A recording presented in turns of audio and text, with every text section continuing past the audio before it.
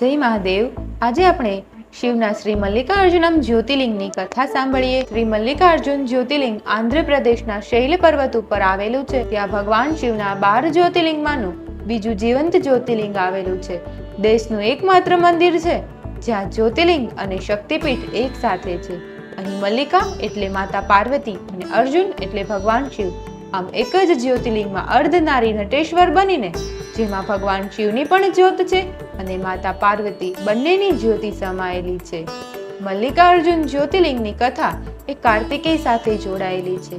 જ્યારે ભગવાન શિવ અને પાર્વતીએ તેમના પુત્ર ગણેશ અને કાર્તિકેયના વિવાહ કરવાનું નક્કી કર્યું ત્યારે પ્રથમ વિવાહ કોના થશે તેના ઉપર ભગવાન શિવે એવો રસ્તો કાઢ્યો કે બંનેમાંથી જે પૃથ્વીની પ્રદક્ષિણા કરી અને પહેલો પાછો આવશે તેના વિવાહ પ્રથમ થશે। એક તરફ કાર્તિકેય પોતાના વાહન મોરને લઈને પૃથ્વીની પ્રદક્ષિણા કરવા માટે નીકળી પડ્યા, પરંતુ તીવ્ર બુદ્ધિથી ગણેશે વિચાર્યું કે મારું વાહન મૂષક આટલી તેજ ગતિથી પ્રદક્ષિણા તો નહીં કરી શકે, એટલે તેમણે પોતાના માતા પિતાને આસન ઉપર બેસાડી તેમની કુલ 7 વખત પ્રદક્ષિણા કરી, જે પૃથ્વીની પ્રદક્ષિણા કરવા સમાન હતી। ગણેશજીએ માતા પિતાની જ પ્રદક્ષિણા કરી અને રિદ્ધિ સિદ્ધિની સાથે વિવાહ કર્યો। આ ઘટનાથી ક્રોધિત થઈ અને કાર્તિકેય દક્ષિણ દિશામાં કોચ પર્વત ઉપર આવીને વસ્યા। આ કોચ પર્વત એટલે જ શ્રી શૈલમ। શિવપુરાણની કથા અનુસાર કાર્તિકેયને મનાવવા ગૌરીશંકર સ્વયં શૈલમ ઉપર પધાર્યા અને તેમના આવવાના સમાચાર મળતા જ કાર્તિકેય ત્યાંથી 12 કોસ દૂર ચાલ્યા ગયા।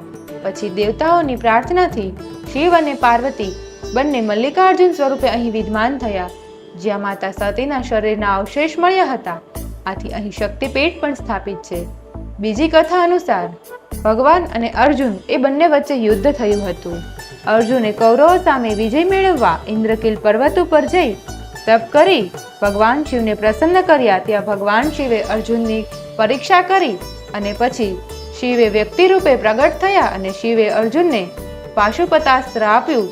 જે સ્થળે આ ઘટના બની તે સ્થળ એટલે જ શ્રી શૈલ અને ત્યાં જ્યોતિર્લિંગ રૂપે પણ રહ્યા અને આ શૈલ એ જ મલ્લિકાર્જુનમ। મલ્લિકાર્જુન કથાનું જે શ્રવણ કરે તેના પરિવાર ઉપર શિવની કૃપા વરસતી રહે એવી શુભેચ્છાઓ પાઠવું છું। ધન્યવાદ।